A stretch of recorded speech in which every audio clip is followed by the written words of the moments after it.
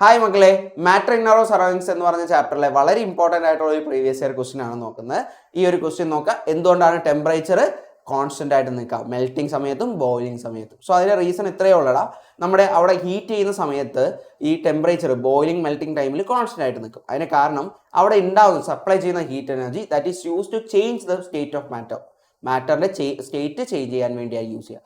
Boiling ടൈമിലാണെങ്കിൽ എന്തായിരിക്കും, liquid to vapour ആയിരിക്കും ചേഞ്ച് ചെയ്യുക, വേറെ മെൽറ്റിംഗ് ടൈമിൽ നമ്മുടെ സോളിഡ് ടു ലിക്വിഡ് ആയിരിക്കും വരിക. അപ്പോൾ ഈ ഒരു ചേഞ്ച് ഓഫ് സ്റ്റേറ്റ് വരാനാണ്. അതിന് ചേഞ്ച് ഓഫ് സ്റ്റേറ്റ് എന്ന് പറഞ്ഞ് ഉദ്ദേശിക്കുന്നത് ആ എനർജി യൂസ് ചെയ്യുന്ന എന്തിനു വേണ്ടിയായിരിക്കും, അവിടുത്തെ ഫോഴ്സ് ഓഫ് പാർട്ടിക്കിൾസ് തമ്മിലുള്ള ഫോഴ്സ് ഓഫ് അട്രാക്ഷൻസിനെ ബ്രേക്ക് ചെയ്യാൻ വേണ്ടിയായിരിക്കും യൂസ് ചെയ്യുക. So the answer will be like this: the heat energy is used for the change in the state of the matter by overcoming the force of attraction between the particles. By overcoming the force of attraction, ആ force of അട്രാക്ഷൻസിനെ break ചെയ്ത് അത് overcome ചെയ്യാൻ വേണ്ടിയായിരിക്കും അവിടെ ആ heat energy ഉപയോഗിക്കുക. So ഇതാണ് അതിൻ്റെ റീസൺ. അപ്പോൾ ഇത്രയും കാര്യങ്ങൾ അതിൽ ഇൻക്ലൂഡ് ചെയ്യണം. നല്ല അടിപൊളിയായിട്ട് ഇതുപോലെ തന്നെ ആൻസേഴ്സ് എഴുതി കഴിഞ്ഞാൽ you will be getting the show marks. എന്തായാലും നല്ലോണം പഠിച്ചിട്ട് തന്നെ എഴുതാം.